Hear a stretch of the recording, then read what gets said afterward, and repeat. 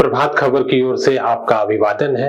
आप देख रहे हैं प्रभात खबर का खास कार्यक्रम आपातकाल के 50 साल। इस कड़ी में आज हम लेकर हाजिर हैं 5वीं कड़ी और इस कड़ी में हम आपको बताएंगे कि जो माहौल था पॉलिटिकल, खास तौर से जो स्थिति वहां बनती जा रही थी देश भर में, वो कैसे और उसमें सरगर्मी बढ़ती जा रही है, ये हम बताएंगे। लेकिन वहां आने से पहले ये बताना चाहते हैं कि उस दौर के कवियों, पत्रकारों, साहित्यकारों ने भी कैसी अपनी रचनाओं के जरिए आपातकाल का विरोध किया था। तो इस कड़ी में हम इसकी शुरुआत करते हैं। प्रसिद्ध पत्रकार और संपादक रहे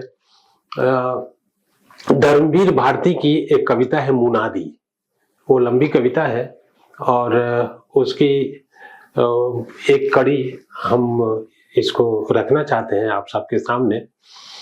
तो पहले ये सुन लेते हैं, उसके बाद अखबार पर आते हैं कि 5 जून को क्या कुछ छपा था अखबारों में और क्या माहौल था। तो पहले हाजिर है आपके सम्मान में धर्मवीर भारती की कविता का एक पैरा। खलक खुदा का, मुल्क बादशाह का, हुक्म शहर कोतवाल का, हर खासो आम को आगाह किया जाता है कि खबरदार रहें और अपने अपने किवाड़ों को अंदर से कुंडी चढ़ाकर बंद कर लें, गिरा लें खिड़कियों के पर्दे और बच्चों को बाहर सड़क पर न भेजें, क्योंकि एक 72 बरस का बूढ़ा आदमी अपनी कांपती कमजोर आवाज में सड़कों पर सच बोलता हुआ निकल पड़ा है। और जाहिर सी बात है कि ये 72 बरस का जो बूढ़ा आदमी है वो जयप्रकाश नारायण थे। और अब लौटते हैं उस दिन के अखबारों में क्या कुछ छपा था। तो मेरे सामने आर्यावर्त की एक कटिंग है और इसमें 15 नक्सलियों के मारे जाने की खबर है और उसी में है कि जेपी ने आरोप लगाया है। और उसके ठीक बगल में आप देखेंगे कि यहाँ श्रीमती इंदिरा गांधी का एक वक्तव्य छपा है, किसी भी विदेशी धमकी के आगे भारत नहीं झुकेगा।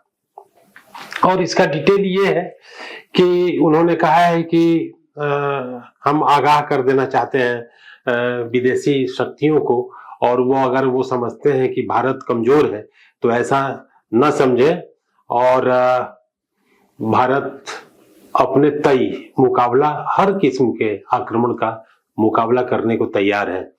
और ये उनका वक्तव्य था उस दिन। वो गुजरात में थी और गुजरात में उन्होंने चुनावी सभा में कहा कि यदि कोई देश हम पर आक्रमण करने की जरूरत करेगा तो भारत पूरी तरह से उसका मुकाबला करेगा।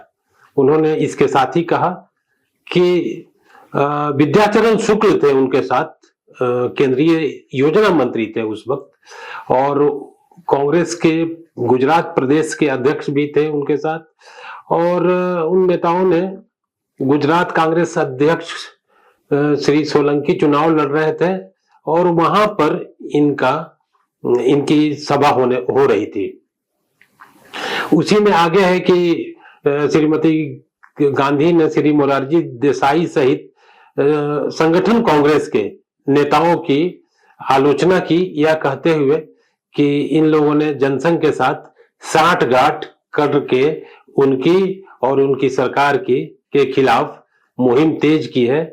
और इस तरह के तमाम आरोप उन्होंने विपक्ष के नेताओं पर लगाए हैं। और जबकि चुनाव कोष को लेकर जयप्रकाश नारायण ने वो आरोप लगाया है सरकार पर, और ये उनका कहना है कि जो तत्कालीन सरकार है इंदिरा गांधी की सरकार, वो चुनाव कोष का में काले धन का इस्तेमाल कर रही है और इस तरह से वो विपक्ष पर काले धन के जरिए प्रहार कर रही है, हमला कर रही है। और उन्होंने कहा जयप्रकाश नारायण ने कि इंदिरा गांधी से पहले जो प्रधानमंत्री थे देश के, उस जमाने में भ्रष्टाचार को लेकर जो भी शिकायत उनसे की जाती थी तो उसकी जांच करवाते थे और उस मामले में दोषी व्यक्तियों को दंड दिलवाने की व्यवस्था भी करते हैं। लेकिन श्रीमती गांधी के कार्यकाल में ऐसा नहीं होता है और उन्होंने इस तरह के आरोप लगाए। और इसी दिन की एक खबर है, जो जगजीवन बाबू अस्पताल से मुक्त हुए और ये कहा गया है कि केंद्रीय कृषि एवं सिंचाई मंत्री श्री जगजीवन राम, जो सिर में चोट लग जाने के कारण अस्पताल में भर्ती थे अखिल भारतीय मेडिकल साइंस संस्थान में, उनको डॉक्टरों ने अस्पताल से छुट्टी दे दी है। और ये बताया गया है कि श्री राम को बीते रविवार को बड़ौदा के निकट एक चुनावी सभा के दौरान चोट लग गई थी पथराव में।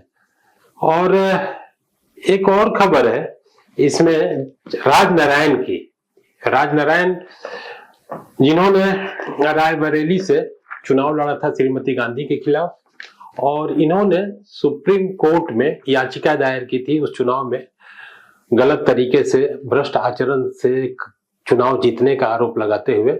और इस मामले में आगे आने वाले इसी जून महीने में आने वाले दिनों में फैसला आता है। तो इन्होंने जो कहा, जो आरोप लगाया है कि ललित बाबू की तरह श्री राम को भी दुनिया से उठाने की साजिश की गई थी। भालोद नेता, भारतीय लोक दल के नेता थे उस वक्त राजनारायण, और ये आरोप उनका था। और ये भी बड़ौदा में चुनावी सभा में थे और वहां बोल रहे थे और इन्होंने कहा कि जो जगजीवन राम पर गुजरात चुनाव के दौरान हमला हुआ, ये कहीं ना कहीं तत्कालीन सरकार की ही साजिश थी और ये कोशिश थी कि जिस तरह से ललित नारायण मिश्र की सभा के दौरान बिहार के समस्तीपुर में बम से हमला हुआ था और उनकी जान चली गई थी, तो उसी तरह की साजिश जगजीवन राम को लेकर भी की गई थी। और यहाँ उन्होंने पत्रकारों से बात करते हुए कहा कि समस्तीपुर कांड की, जिसमें बम विस्फोट से रेल मंत्री ललित नारायण मिश्र की हत्या हुई थी, उसकी पुनरावृत्ति का प्रयास किया गया था। उन्होंने कहा कि ये करजान है जो गुजरात में है, जहां पर हमला हुआ था जगजीवन राम की सभा में। तो इनका ये कहना है राजनारायण का कि अगर यह योजना सफल हो जाती तो कृषि मंत्री की होने वाली हत्या का दोष मोर्चा के नेताओं पर मढ़ा जाता और गुजरात की जनता को मोर्चा के विरुद्ध मतदान करने को कहा जाता। श्री राजनारायण ने कहा कि उन्होंने बड़ौदा सर्किट हाउस में श्री जगजीवन राम से भेंट कर उन्हें सलाह दी है कि वे अपनी सुरक्षा के लिए जल्द ही नई दिल्ली लौट जाएं, क्योंकि कुछ लोग उनकी मौत से कुछ लाभ होने की आशा रखते हैं और उनकी जान के ग्राहक बने हुए हैं। तो ये खबरें थी जो 5 जून को अखबारों में छपी है, 4 जून को अपीयर हुई है। मैंने 4 जून की घटनाओं का ब्यौरा प्रकाशित हुआ है 5 जून की सुबह मिलने वाले अखबार में। तो ये आपातकाल के 50 साल के 5वें एपिसोड में हम बात कर रहे थे कि किस तरह से घटनाएं आगे बढ़ रही हैं। हम फिर मिलेंगे 6ठे एपिसोड में। तब तक दीजिए हमें और हमारे सहयोगी साथी रंजीत जी को इजाजत। बहुत बहुत धन्यवाद। नमस्कार। प्रभातखबर.com, विश्वास वही, रफ्तार नहीं।